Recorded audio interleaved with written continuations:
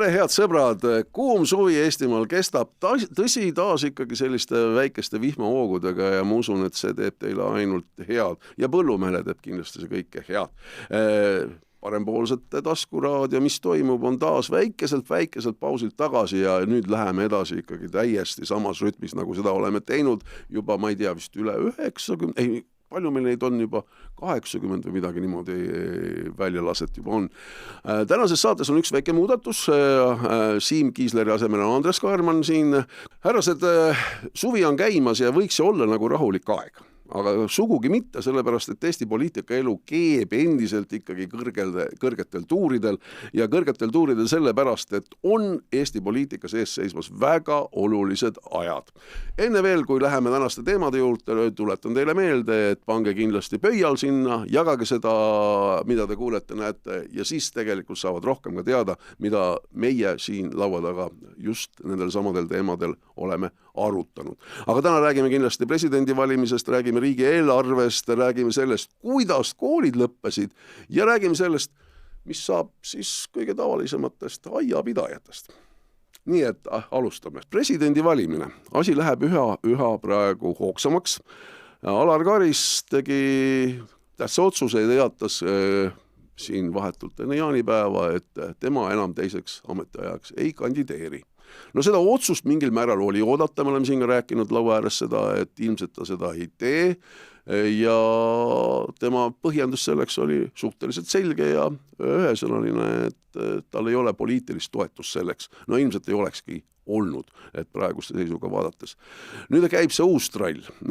Kuidas seda tralli nüüd siis vaadata, et Tõnis, et tundub, et siin ka veel ikkagi otsitakse neid pidevohti ja otsitakse neid inimesi, kes võiksid siis olla sellised, kes Eestis parlamendis siis ikkagi läbi läheksid, sest see on praegu ikkagi põhiküsimus. Räägitakse, et ta peab olema apoliitiline, see ütleb praktiliselt kõik, et ta ei tohiks olla ühegi erakonnaga seotud. Mõni jälle tegelikult Reformierakond ütleb, et Urmas Paeti isikus, miks mitte? Millise mulje praegu see võitlus on sinusse jätnud?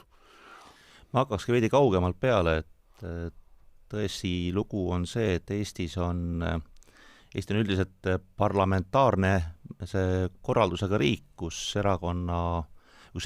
elukorralduse küsimused lepitakse kokku erakondade vahel, aga presidendiks on meil läbi aegade otsitud erakonna välist isikut, välja võib-olla erinevus on siis 91. presidendi valimised, kui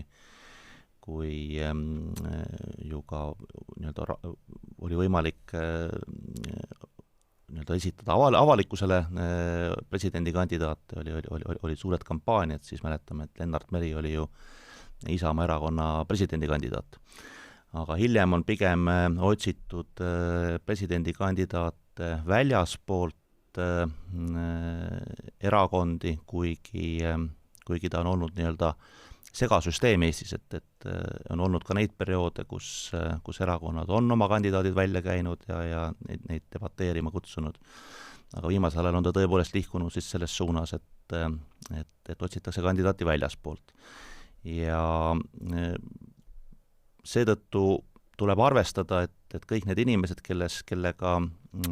keda väljaspoolt erakondi otsitakse, on ise loomulikult äärmiselt nagu kartlikud, et nad ei taha ilmselt väga varakult oma jaksõna öelda või ei taha seda öelda enne, kui nad on saanud lõpliku kindluse selles osas, et nendel on häälte enamus Riigikogus taga, sest vastasel juhul, kui sa selle avalduse väga varakult välja käid, siis on suur tõenäosus, et sa muutud sellise erakonna poliitilise kemplemise osaks. Ja ma arvan, et kõik need erakonna välised kandidaadid, kellest meedias on juttu olnud, tahavad seda vältida. Nii et see on kindlasti esimene põhjus, miks need lõplikud jah-sõnad ei pruugigi väga ruttu tulla ja isegi kui erakondade vahel on reaalsed konsultatsioonid toimumas, siis avalikkusele see kindlus kandidaadi osas, kes võiks näiteks parlamendis läbi minna, see tuleb ikkagi, ma arvan, tõenäoliselt üsna viimasel hetkel. Ja teine asi, millega peab arvestama, on loomulikult kordame siis üle selle teada-tuntud tõsiasja, et tegelikult tänastele valitsusparteidele, eeskätt Reformierakonnale, on ju väga vaja, et president Riigikogus ära valitakse. Kui presidendi valimine läheb Riigikogust põllule, ehk siis valijameeste kogu kätte, siis seal on jäme ots tänastel opositsioonierakondadel, ka parempoolsed saavad saata valijameeste kokku tõenäoliselt mõned valijamehed, ehk seal on see pilt oluliselt laiem ja Reformierakonna mõju lõplikule otsusele väga väiksem. Nii et ma julgeks küll eeldada, et Reformierakonnas tehakse tõsiseid pingutusi selle nimel, et Riigikogus president ära valida. No Riigikogus president ära valida, täna on välja käidud üks selline kindel kandidaat või kindel nimi vähemasti, mida siin väga paljud on juba publitseerinud ja see on siis õiguskantsler Ülle Madise nimi. Tema ise ütleb küll, et temaga ei ole absoluutselt sellel teemal räägitud. Siinkohal muidugi tervised Siim Kiislerile, kes selle nime juba siin oi-oi, kui mitu saadet tagasi välja käis ja Siim teab asju ja kindlasti on kursis, millised nimed seal telgitagustes liiguvad ja siinkohal on Ülle Madise tõesti tõusnud juba päris selliseks kindlaks nimeks. Mida nüüd siis ikkagi edasi teha? Ülle Madise ütleb, et tema ei tea sellest midagi. Kas see on selline nagu nii-öelda petukas, ehk siis petame mingi nimega ja siis tegelikult vaatame seal taga kuskil midagi või see on lihtsalt ikkagi kellegi nii-öelda poliitiline soov, et tema võiks see ikkagi olla? Eks me selle vist saame võib-olla mõne kuu pärast nagu teada, aga kui me vaatame ka Eesti poliitikat, kuidas ma ütlen, aastaid tagasi, siis tavaliselt olid need noortekogud, millega testiti mingeid ideid, et lugupeetud poliitikud, ministrid nagu ideed lauale ei käinud, siis noortekogu karaadis ja siis öeldi, et see võib nagu lennata. Aga mis seda presidendi valimise tralli nagu üldse puutub, et minu arust Eesti on vist maailmas täiesti unikaalne riik selles mõttes, kuidas seda presidenti valitakse, et meil on 2 erinevat nii-öelda valimiskoguna. Ja minu arust ei ole seal ka mingit seda lõpptähtaega pandud, et Riigikogu valimiskogu, nad võivadki nagu jääda. Ja muidugi on see, et kui me vaatame presidendi rolli, see, millest ka võib-olla Tõnis natuke alustas, et mis see presidendi roll nagu Eestis nagu üldse on, et kui me paneme need erinevad riigid kuskil 10 palli skaalale, siis üleval on USA 10-ga, kus on presidendil on praktiliselt absoluutne võim, põhjas on Saksamaa, kus president on sisuliselt tapeet on ju, ja Eesti on seal kuskil, ma ei tea, 2 ja 4 vahel. Et kui me räägime ka, ütleme, presidendi otsevalimistest, võtta seal see risk tekib ju mõnes mõttes sinna, et sa annad rahvale võimaluse otse valida, aga samas sa ei anna presidendile mingit sellist põhiseaduslikku nagu võimalust, või õigust midagi teostada, et minu arust me võib-olla, et me räägime ühiskonnas umbes nii, et presidendil oleks nagu, ma ei tea, 7-8 on ju, tegelikult ta on selline 3 punkti see, et mis ta nagu see roll on. Aga kui me seda valimissüsteemi vaatame, minu arust võiks ta olla veidi selles mõttes lühem, konkreetsem, näiteks nii, et kui Riigikogu ära ei vali, siis valimiskogu enne laiali ei lähe, kui president on valitud ja võib-olla see annaks ka nagu parlamendis oluliselt rohkem sellist nagu koostööd ja soovi see nagu president nagu ära valida. Aga kui Ülle Madisest rääkida, siis minu jaoks on president ikkagi heas mõttes selline autoriteetne inimene, kes oleks nagu ühiskonnas aktsepteeritud. Minul isiklikult poliitikud tihti välja ei ütle, keda nad eelistavad või mitte. Minul isegi natuke kahju, et Karis ei kandideerinud. Et kui me vaatame ka taasiseseisvumisaja presidente, siis peale Lennart Meri ei ole minu arust nii autoriteetset nagu ühiskonna mõttes, keda aktsepteeritakse peale Karise nagu olnud. Aga ma loodan, et Eesti saab hea presidendi ja minul isiklikult on Ülle Madisega positiivsed kogemused. Aga see tõstatab ikka taas selle sama teema üles. Miks see võiks ikkagi rahvas valida? Et seda on nii palju räägitud ja alati on see selline üks vastus, et praegu ei ole ikkagi õige aeg ja praegu ei ole ikkagi see periood ja siis ühele poliitilisele jõule ta meeldib, teisele jälle absoluutselt ei meeldi. Jah, ja alati enne, kui presidendivalimised käimas on, siis enne seda hakkavad tulema ka teatud erakondade poolt avaldused, et on käes viimane aeg presidendivalimiste süsteemi muuta. Ja need ilmselt hakkavad tulema kohe. Minu meelest on juba tulnud, et ja, ma ei eksi, siis Keskerakond on vist sellest juba rääkinud Kõlvarti suu läbi. Tegelikult kui me vaatame Eesti demokraatia ajalugu pärast meie taasiseseisvumist, siis ma julgeks öelda, et meie süsteem on päris hästi toiminud. Et meil tegelikult ei ole otseselt vajadust muuta ei Riigikogu valimiste süsteemi, presidendivalimiste süsteemi ega ka nende nii-öelda peamiste jõukeskuste omavahelist tasakaalu. Sa oled ikkagi sellele vastu, Andres siin just tõi selle välja, et see käib selline pidev pendeldamine ja tõmblemine, et võiks ikkagi natuke konkreetsem olla. No, need on pigem sellised nagu tehnilised muudatused, mida ka Andres mainis, et tõepoolest, et see presidendivalimistel võiks olla kindel lõpptärmin, et ei käiks selline nii-öelda pendeldamine Riigikogu ja valimiste kogu vahel, mis võiks nagu lõputuks protsessiks muutuda. Aga ma pean pigem silmas sellist põhimõttelist korraldust, sest kõik need erakonnad, kes Eestis presidendi otsevalimistest räägivad, nad müüvad valijaskonnale tegelikult veidikene petukaupa. Et seda presidendi otsevalimiste ideed müüakse ju eeskätt nendele inimestele, kes on natukene nii-öelda rahulolematud sellises erakonna poliitilistes nagu kemplustes, ütlevad, et erakonnad ajavad oma asja, aga riigipea peaks olema ikkagi selline rahvaülene, erakondade ülene juht, kes siis riiki juhib. See on see nii-öelda soovunelm, mis kindlasti väga paljudel inimestel valijaskonnas on ja mida siis presidendi otsevalimiste lubadustega nagu toidetakse. Kui me vaatame nagu reaalselt neid riike, kus presidendi otse valitakse, siis seal ühes servas on Euroopas näiteks Prantsusmaa, on olnud ajalooliselt seal Rumeenia, on näiteks ka Poola, Türgi ja teises servas on Soome, ütleme, mis on nagu nende süsteemid erinevused, et enamasti on presidendi otsevalimistega riikides presidendikandidaadid otseselt erakondade poolt esitatud või isegi parteiliidrid. Kui me vaatame näiteks Prantsusmaad, kui me vaatame Türgit näiteks, siis presidendivalimised on otsene parteipoliitiline valimine.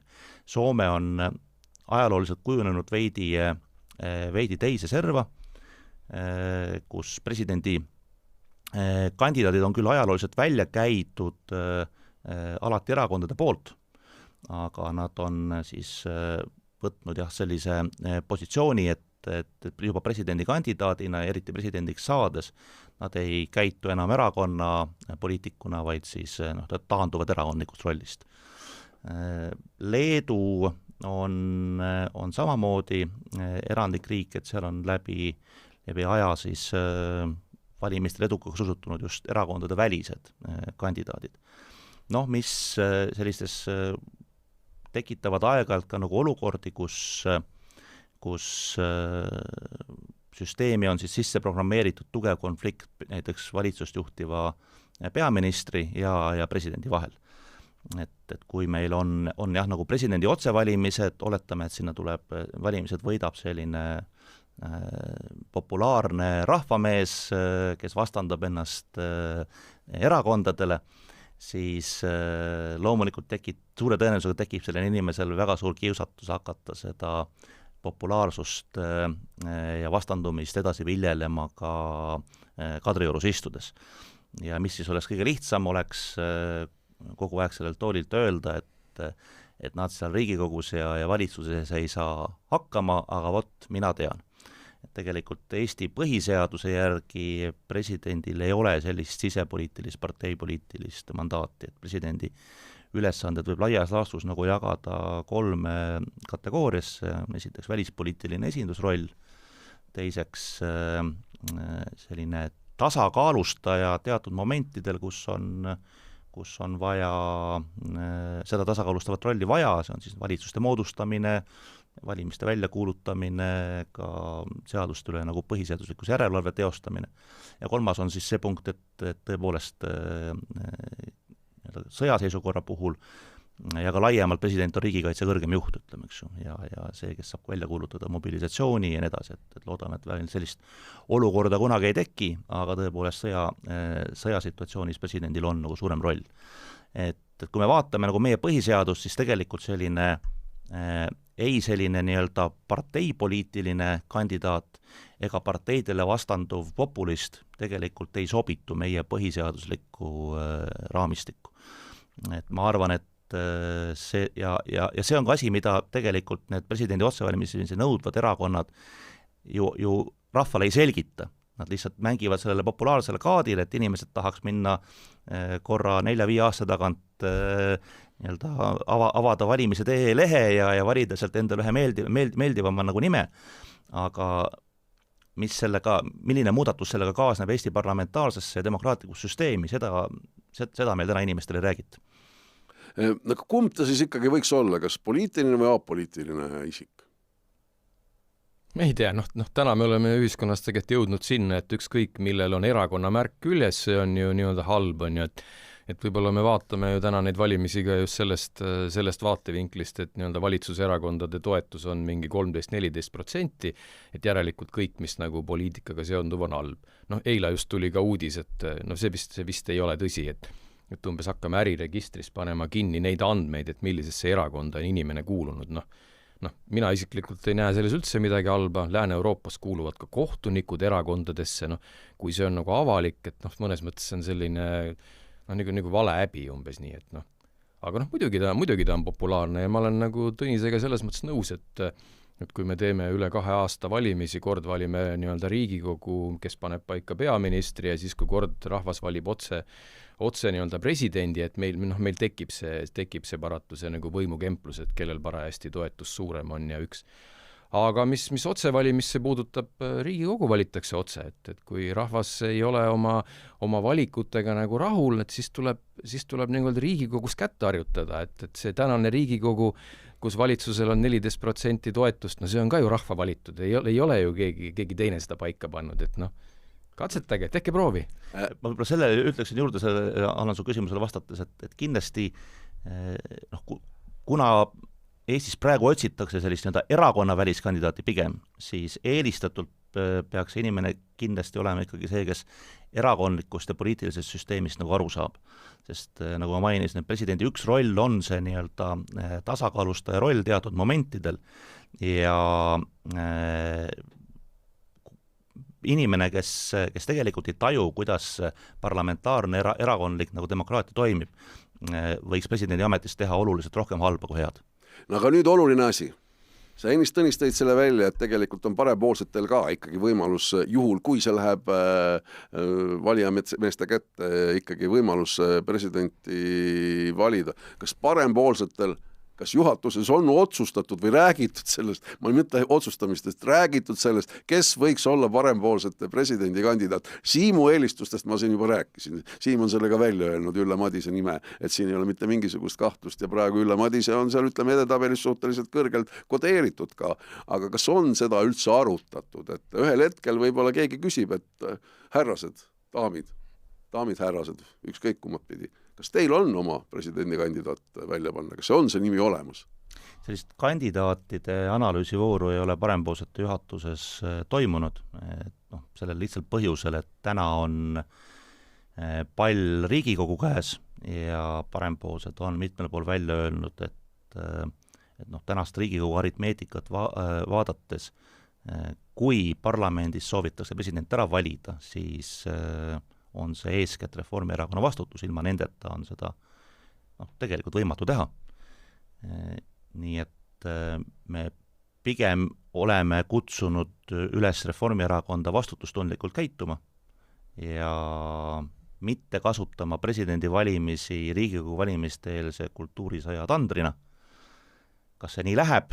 Ma selles lõpuni kindel ei ole, erinevaid reformierakondlaste avaldusi ja ka peaministri avaldusi kuulates siin viimase kuu-paari jooksul on pigem tunne vastupidises suunas, et kangesti tahetakse need kaks asja nagu ühte paketti siduda ja hakata seda nii-öelda mingit väärtuskonflikti kemplust pidama presidendi valimiste kontekstis.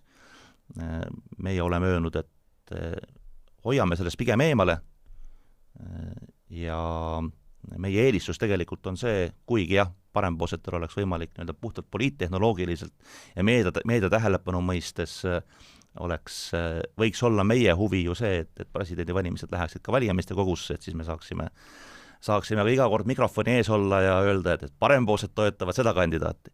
Aga sellise Eesti demokraatia stabiilsuse huvides meie esimene eelistus on see, et Riigikokku valitud erakonnad saavad oma tööga hakkama ja valivad presidendi juba parlamendis ära. Aga see töö käib ka edasi ja töö käib edasi ka selles suunas, et lisaks presidendivalimistele on ees seismas ka kindlasti riigieelarve koostamine, läbirääkimised sellel teemal, aga natuke enne, kui me selle riigieelarve juurde läheks, ikkagi veel ühel vanal asjal peatuks ka. Ja see vana asi on täpselt samamoodi meie saadetes siit väga palju läbi käinud ja see on see, et Eesti Panga eelmise presidendi Madis Müller üleskutse selle koha pealt, et sõbrad, lepime kokku erakonnad, et tuleme kokku ja vaatame, kuidas seda riigivõlga, üha kasvavat riigivõlga kuidagi pidurdada. Parempoolsed esinaise või esimehe Lavly Perlingu isikus on ka selle sama ettepaneku teinud ja samamoodi üritati nüüd kokku saada, aga kokku ka tuldi, näidati, et me tõepoolest oleme tublid poisid, aga mitte midagi ei toimunud. Jälle jooksis keegi kuskilt vihasena uksest välja, räägitakse seal, nimetatakse rahandusminister Jürgen Ligi isikut, keegi oli veel frustreerunud, üldiselt jama oli kui palju, lõpuks tõdeti, et ei tulnud välja, ei saanud ikka kuidagi kokku, ei saanud ikkagi selgeks seda rääkida. See on absoluutselt lihtsalt ju selline taas poliitteater. Seda näidatakse sellepärast, et näed, me tahtsime, aga keegi ei tulnud kaasa nende mõtetega, mida me välja käisime või ei sobinud jälle sellele kellelegi teisele see parteile. See on täpselt samamoodi jälle selline täiesti sirkus ju. No ma võtaks seda kokku võib-olla Õnne Pillakuga, kes vist on Reformierakonna fraktsiooni esimees. Õnne Pillak ütles hästi, et umbes tehke tööd ja ettepanekuid, aga ärge korraldage koosolekuid. Kuidagi ta nii ütles, ja siis mul jäi nagu see silma, et minust parempoolsed on ju 3 aastat teinud, küll majanduskava, küll kärpekava, kõik muud kavad ja nagu see kuskile välja ilmub, on ta siis avalik kiri või kellegi arvamusartikkel, siis on Õnne Pillak, Mart Võrklaev on kohe esimesed, et oi, vaat see on küll koht, kust nüüd kokku hoida ei saa. Nüüd see on see koht, kust nüüd üldse kokku hoida ei saa.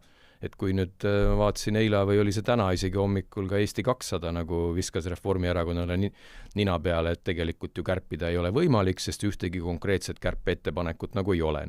Tegelikult ei ole ka, me ei ole ühtegi konkreetset, ühtegi ettepanekut olnud ja siis istutakse nagu kuskil seal kaevikutes kiiver peas, kui keegi mingi lipu tõstab, et kuulge, et võiks siit kokku hoida või sealt kokku hoida, siis on ju Reformierakond kõige suurem ründaja, et seda ei ole võimalik kokku hoida. Ja siis teed tunni aja pärast interneti lahti, on ilusad kollased plakatid, et tõstsime toetuseid, tõstsime pensione, tõstsime muid asju, et mul on 0 usku, et vähemalt see valitsus üldse suudaks kuidagi kokku hoida. Peale juurde laenamise. Aga need läbirääkimised on ju ikkagi veel ees ja midagi peab ju ütlema, täpselt samamoodi kindlasti tullaksegi sealt välja, et midagi nagu ikkagi tõstetakse pigem. Keegi ei hakka väga kõva häälega rääkima sellest, et me võtsime sealt kuskilt selle rea pealt 100 miljonit ja siit võib-olla veel natukene 26 miljonit. Öeldaksegi seda, neid hirmutavaid asju juba öeldaksegi, aga tulles veel tagasi selle Eesti Panga ettepaneku juurde, siis kui me vaatame tagasi Madis Mülleri ajale Eesti Panga presidendina, siis pigem oli Madis Müller äärmiselt vaoshoitud ja tagasihoidlik valitsuse ja ka kõikide poliitikute juhendamisel või õpetamisel, ta sekkus väga-väga harva, mis on võib-olla erandlik mõne varasema Eesti Panga presidendi ka, kes oluliselt aktiivsemalt sekkus nagu majanduspoliitilistesse ja rahanduspoliitilistesse debattidesse. Nii et pigem oli see nagu Madis Mülleri poolt üpris erakorraline samm, sest ma usun, et Eesti Pank näeb tegelikult neid andmeid, näevad seda nagu trendi, mis on väga halb ja mis akumuleerides viib riigi rahandust järjest hullemasse seisu. Ja kahju on tõesti, et et see Eesti Panga presidendi algatus mitte kuhugi ei viinud Riigikogu erakondade soovimatuse tõttu ja ma arvan, et seal taga on mõtteviis, mille on väga hästi kokku võtnud päev tagasi, just ma lugesin Margus Tsahkna, siis Eesti 200 nii-öelda asutaja, poliitiku avaldus sellel teemal, ma loen siit nagu paar tsitaati lihtsalt ette, sest ma arvan, et Tsahkna ütles võib-olla lapse suuna selle välja, aga ma arvan, et see mõtteviis tegelikult on valdav pea kõikides Eesti Riigikogu erakondades. Tsahkna tsitaadid siis. Ma arvan, et me ei pea olema rohkem katoliiklased kui paavst ise. Mis puudutab eelarvereegleid Euroopa Liidus, siis meie võlakoormus võrreldes teiste Euroopa Liidu liikmesriikidega on jätkuvalt madal. Ja nii mõeldaksegi.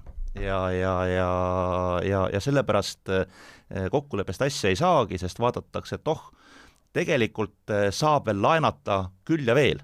Meil on järgmised valimised tulemas, me ei taha minna valimisdebattidesse sellise halva sõnumi toojana, et raha ei ole ja raha ei tule, vaid me tahame minna sinna ikkagi heade jõuluvanadena öeldes, et ühiskonnas on tõsised probleemid ja me peame suunama rohkem raha näiteks tervishoidu, me peame suunama rohkem raha teistele ja kolmandatele gruppidele.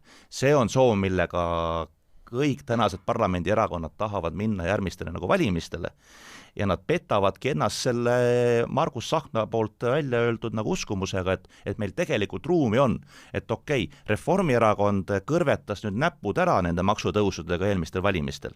Et maksutõuse me loomulikult peale sotside keegi torkima ei lähe, aga et seal riigivõla maailmas, et seal saab veel üsna palju ära teha, et seal saaks tegelikult ja tõenäoliselt saaks ühe valimistsükli saab veel tegelikult täiesti vastutustundetult laristada ja praadida, aga pärast seda on suur paha majas aga selle peale tegelikult täna ei mõelda.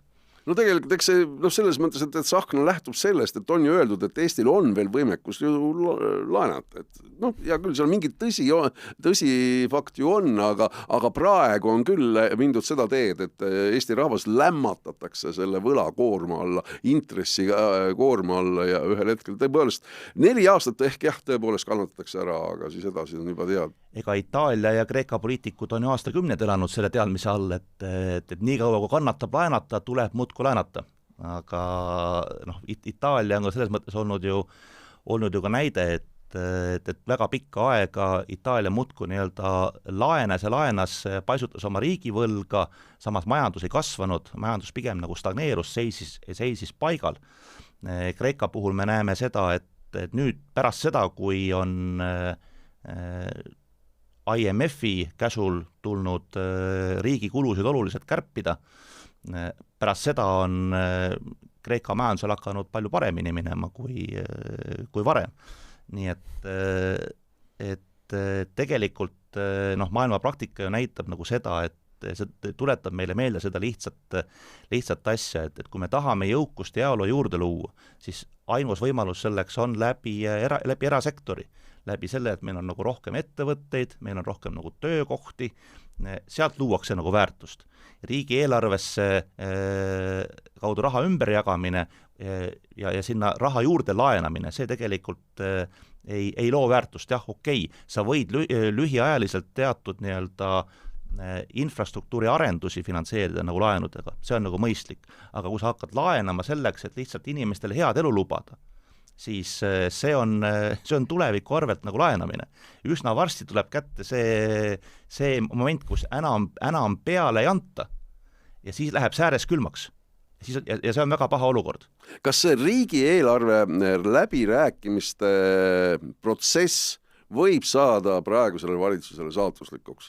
Kangesti tundub seda moodi ja tegelikult, ütleme, kui on siin väga palju ju räägitud, me ise oleme ka siin ju prognoosinud seda, et kuskil sügisel võiks see mingi murdepunkt äkki toimuda seal valitsuse sees, kuni läheb.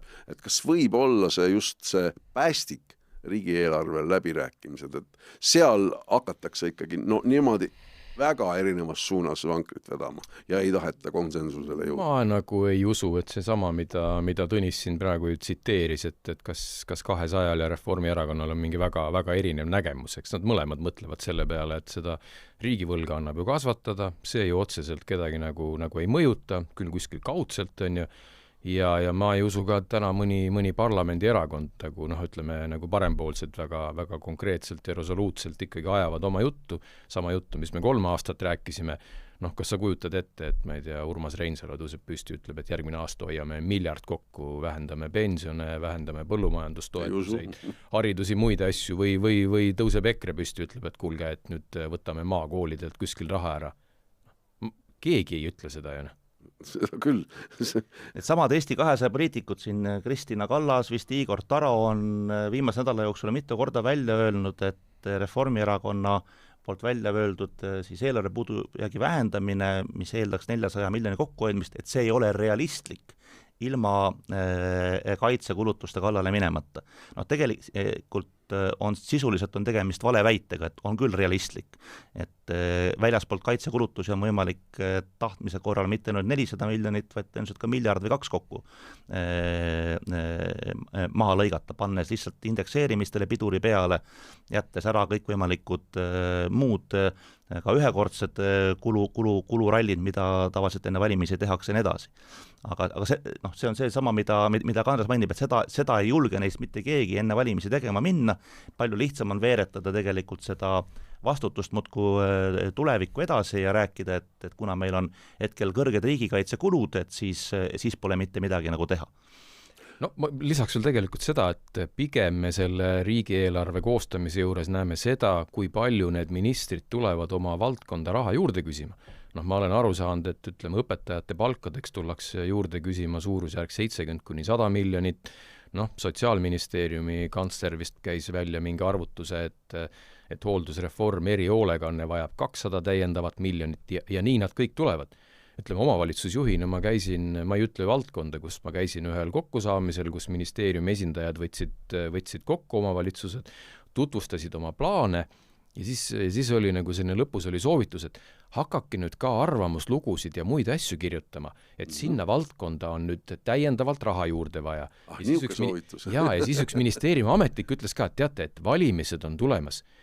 Ükski poliitik, ükski minister selles mõttes, et need tuleb panna nagu surve alla, et nad läheksid nagu raha küsima ja väga raske on ei öelda enne valimisi. Nii et me kutsume teid appi ka tulla raha juurde küsima. Vaat kui osav, väga osav. Head vallavanemad, abivallavanemad ja kõik, kes te kuskil olete, siis kukuge kribama. Kui on vaja kuskile raha, pange aga arvamusartikleid. On väga vähe tõenäoline, et teile ei öeldakse 3-4 kuud enne valimisi. Väga väike tõenäosus. Aga enne kui jätkame, siis soovitan teile head kuulajad vaata, et pange like, jagage ja see on väga oluline selleks, et saade leviks. Aga võtame ette selle Venemaa poolse ühe uue sellise, mitte uue, aga tegelikult sellise suhteliselt ootamatu sanktsiooni, kui seda võib sanktsiooniks nimetada, sest Venemaa nagu eriti nendega mänginud ei ole. Ja see puudutab siis raudteeülesõitude sulgemist. Puudutab seda siis eelkõige Eestis, puudutab see Soomes ja puudutab ka Lätis. No ja küll see raudteekaubandus, meil oli, eksisteeris ikkagi mingil moel ja see toimis, siin üritatakse sellest kiiresti nagu üle saada, Venemaa ei põhjenda, millega seoses see on või millega seoses see tehti ka praktiliselt nagu nii-öelda üleöö, aga see paneb jälle ikkagi küsima laiemalt, et Narva piiripunkt on ju olnud tegelikult kogu selline arter ju Euroopas praktiliselt, ega ei ole selliseid piiripunkte, mis Venemaaga seotud on absoluutselt palju. Soomlased on ammu juba selle oma piiripunkti kinni pannud, eestlastel see veel käib, on tööaegasid lühendatud, inimesed seal magavad väljas, üritavad seal 6-tunniseid, 7-tunniseid järjekordi kuidagi nii-öelda üle elada, et ikkagi sinna üle piiri minna. Kas võiks siis ka ikkagi resoluutsemalt juba hakata käituma selles suhtes, et paneks selle Narva piiripunkti ka ikkagi lõplikult kinni ja nii oleks. Aitab igasugusest sellisest kemplemisest ja aitab igasugusest sellisest nii-öelda kummi venitamisest selle kaubaveo ja kõik muuga sinna juurde. Kus tundub, oleks see mõistlik ettepanek? ausalt, ega ma täpselt aru ei saa, me kogu aeg loeme neid nii-öelda nendest pakettidest, et et jälle see asi on suletud, jälle see asi, ma ei tea, 4 aastat käib sõda ja siis selgub, et ikka mingid rongid, lennukid, kõik liiguvad, kaup käib, et kõik toimib. Ma ei saa üldse aru, et otsustaks ära, paneks kinni ja oleks kinni või aga ma ei tea, eks Tõnis võib-olla oskab täpsemalt öelda, et eks on ju terve rida kaubagruppe, mille osas kaubavahetus Venemaaga jätkub. Iga uue sanktsioonide paketiga on justkui jälle mingeid rahastusallikaid Venemaale ära lõigatud, aga siis on kaubagruppe, mille osas piiriülene kaubandus jätkuvalt toimib. Ja need on otsused, mida tehakse minimaalselt Euroopa Liidu tasandil. Mitte Eestil endal on siin väga vähe midagi teha. Kas sa arvad, ma segan vahele, kas sa arvad, et tegelikult see, kas Narva piiripunkt sulgeda, on ikkagi nagu mahitatud Euroopast või mitte sulgeda? Seda, ega ma lõplikke kaalutlusi ei tea, ma arvan, et üks oluline kaalutlus on olnud see, et paljudel narvakatel on sugulased ja selline igapäevane elu seotud Jaanilinna ja piiri taga toimuvaga. Ma arvan, et see on üks põhjus, miks see piiripunkti kinnipanekut ei ole tahetud nagu teha. Teine on siis võib-olla nagu majanduslik vaade on nagu see, et kui Euroopa Liidu tasandil on teatud kaubavahetus Venemaaga nagu lubatud, siis on nagu selge, et keegi seda teeb, kuskilt kaudu see kaup siis nagu liigub. Ja kui see kaup ei liigu Eesti kaudu, siis ta liigub kuskilt mujalt, mis tähendab seda, et mõned ettevõtted peavad oma töötajad Eestis jälle koondama. Ehk see on nagu valus valik, et ühest küljest olles piiriäärne riik, meil ei ole ju mitte mingisugust, et iga euro või dollar, mis Venemaale selle kaubavahetuse tulemusena liigub, tegelikult ju toetab otseselt Venemaa sõjamasinut ja Putini režiimi pikendab Putini režiimi elupäevi, Vene impeeriumi elupäevi. Teisest küljest on sul alati nagu see valik, et kui Euroopa Liidu tasandil on otsustatud teatud kaupadel uksed lahti jätta, siis pannes enda ettevõtete jaoks selle kaubavoo teenendamise kinni, me tegelikult ei võida väga palju midagi, küll aga terve rida ettevõtteid Eestis kaotab enda jaoks olulise osa enda sissetulekust. Aga kas ei ole mitte äkki see, et venelased lausa meelega seda teevad selle mõttega, et panna hoopis sadamad kasutusse, Peterburi oblasti sadamad, et kaup hakkaks liikuma mööda meritsi, mis aga tähendab seda, et omakorda see võtaks Ukraina sellise nii-öelda perspektiivse rünnaku kohana selle kaardilt maha, kuna Euroopa Liidust liigub kaup sinna ja ukrainlased äkki seda taristut enam siis ei ründa, mis on nendele ju Ust-Luga ja kõigi suurte sadamate probleem olnud. On selge see, et Venemaal läheb praegu halvasti. Neil on tugevad ressursiprobleemid sõjategevuse senisel moel jätkamiseks. Ukraina on suutnud oma kauglööke ikkagi väga hästi teha üle ja viia ikkagi tunnetuse sõjast ka Venemaa territooriumile ja Moskvasse koju kätte.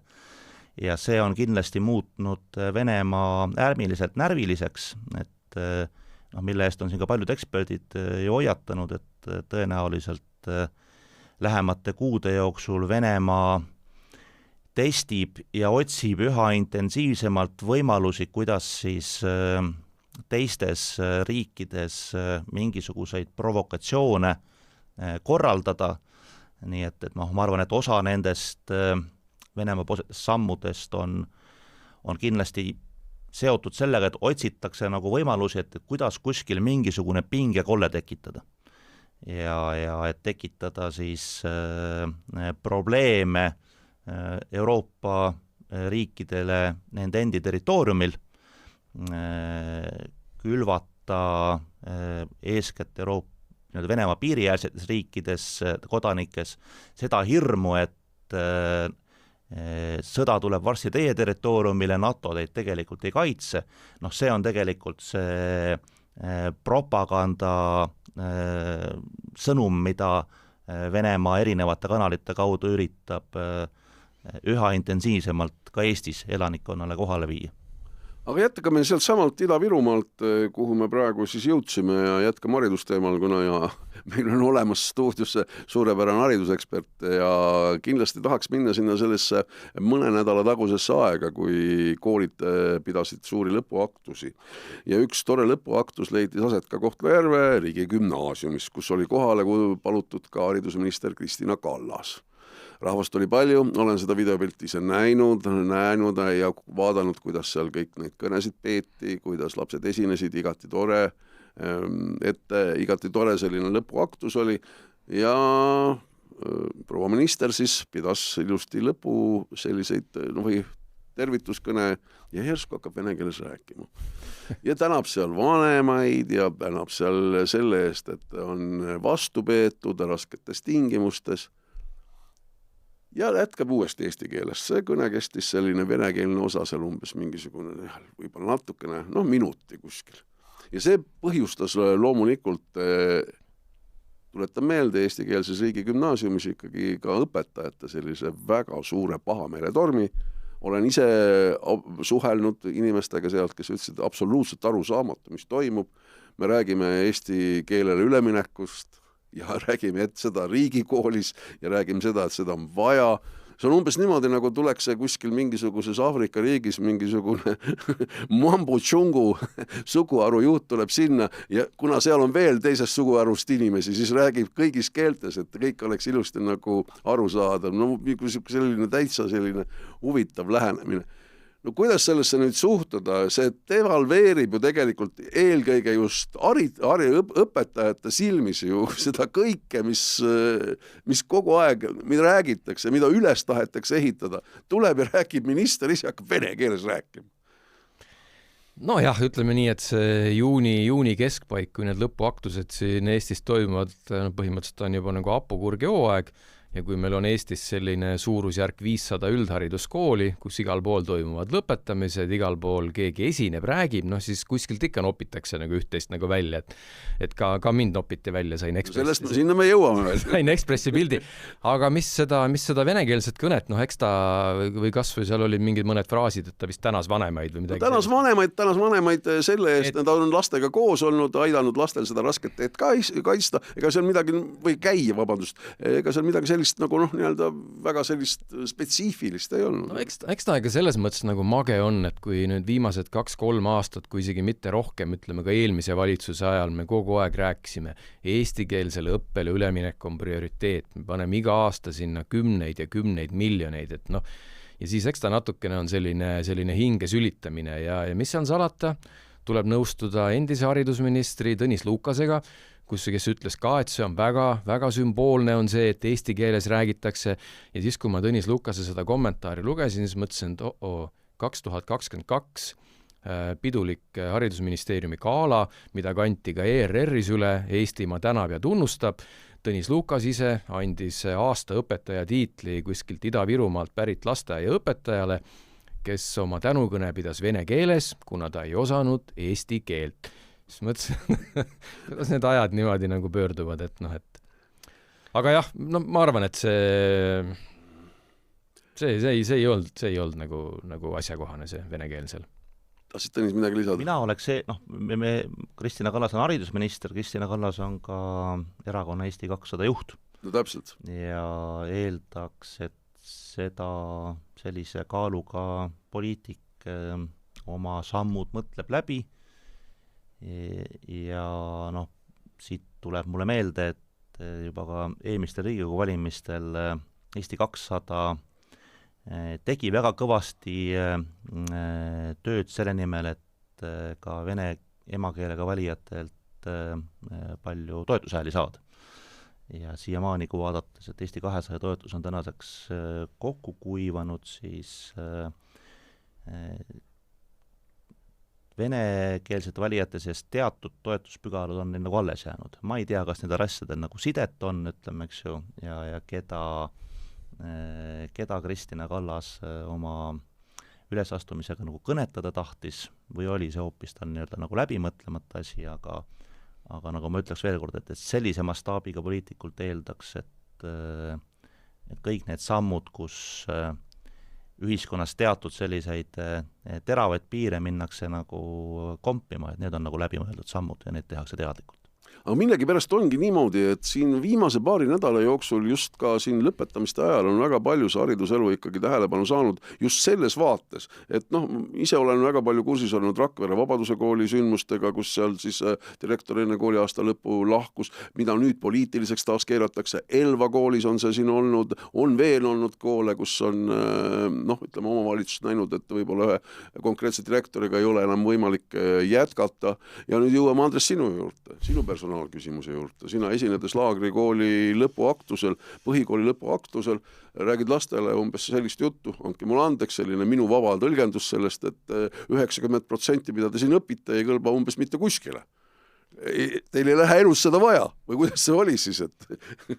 No ütleme nii, et ma olen pigem seda sorti nagu kõnede pidaja, kes ei taha olla nagu tapeet kuskil seina peal, et stiilis, et te olete nüüd 9 aastat hästi palju pingutanud ja tuult tiibadesse ja kõik tulevik on nagu helge, et ma vist oma kõnes mainisin ka, et sõbrad, et elu on tegelikult ebaõiglane.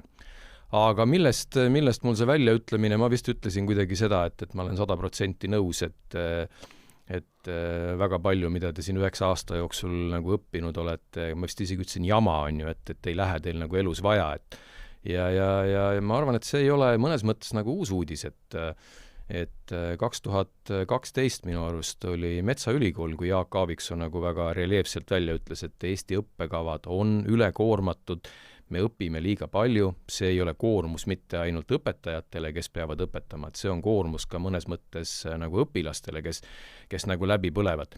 Et minu arust me peaks nagu oluliselt ausamalt nagu selle õppekavad lahti võtma ja ka nagu ütlema, et sõbrad, et tõmbame 10-15% seda õppekava nagu veidi koomalemale, et me ei jõua nagu kõike ära õppida.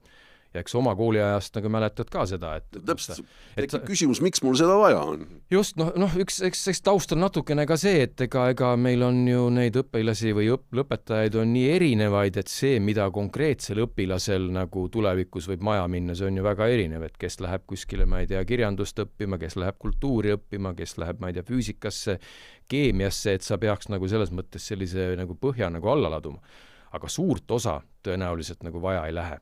Ja mida ma nagu õpilastele, muidugi minu häda on see, et ma ei loe ühtegi kõnet nagu maha, et ma mõtlen enne selle läbi ja siis, et ma tahtsin tegelikult öelda seda, et kõike, mida te koolis õpite, ei lähe teil elus vaja ja kõike, mida teil elus vaja läheb, ei olegi võimalik nagu mõnes mõttes koolis õppida. Aga ütleme, tähelepanelikke inimesi on ju meil palju, et nagu see kõne oli peetud ja veebis üleval, et siis hakkasid juba haridusportaalides need klipid liikuma ja lõpuks jõudis Ekspressi, aga kui mul oli võimalus oma mõte nagu välja öelda ja see jõudis nagu rahvani, et hakkame õppekavasid kärpima, siis mul on mõnes mõttes hea meel. Muidugi vabandan võib-olla tõesti kedagi õpetajaid, kes nagu tundsid puudutatuna, et nad on kuidagi vähetähtsad, et ei ole. Aga lõpetame siin tegelikult täna ühe kurva uudisega ja kurb uudis tuleb meil ühest Eesti tublist ministeeriumist ja see uudis sisaldab endas seda, et need tublid inimesed, kellel on ilus ja tore põllulapp kuskil olemas, võivad nüüd ainult tõesti muretsema hakata sellepärast, et lähen hommikul välja, silitan kurgikest, paitan tomatikest, kannan kastekannu kaasas, see jama võib kõik ära lõppeda, sellepärast, et mingid ametnikud on mõelnud välja selle, et tuleb hakata kõiki neid suurepäraseid maitsvaid köögivilju ja kõiki muid seda, mida te kasvatate, nii-öelda piltlikult deklareerima.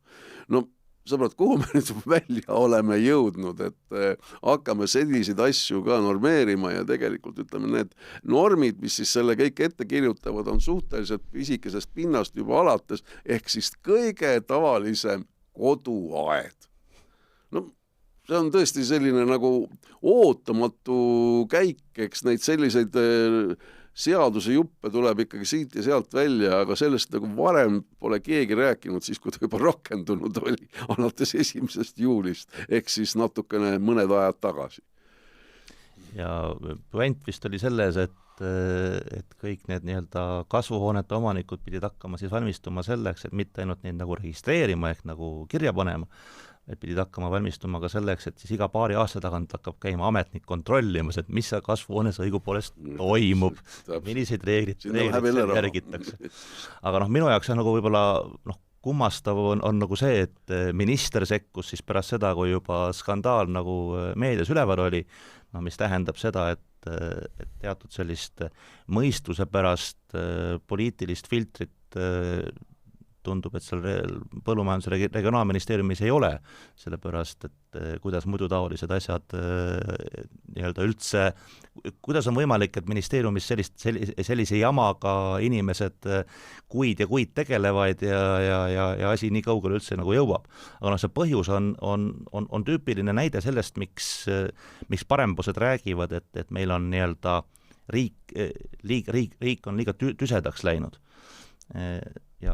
Ja küsimus ei ole ainult ametnike arvus, küsimus on selles, et ametnikud, kellel tegelikult on aega sisustada oma igapäevast tegevust selliste jaburduste väljamõtlemisega, nad tekitavadki riigile, erasektoritele, tavalistele inimestele täiesti mõttetut lisakoormust nagu juurde läbi tegevuste, millel ei ole, mille kasutegur on 0, kohati isegi nagu negatiivne.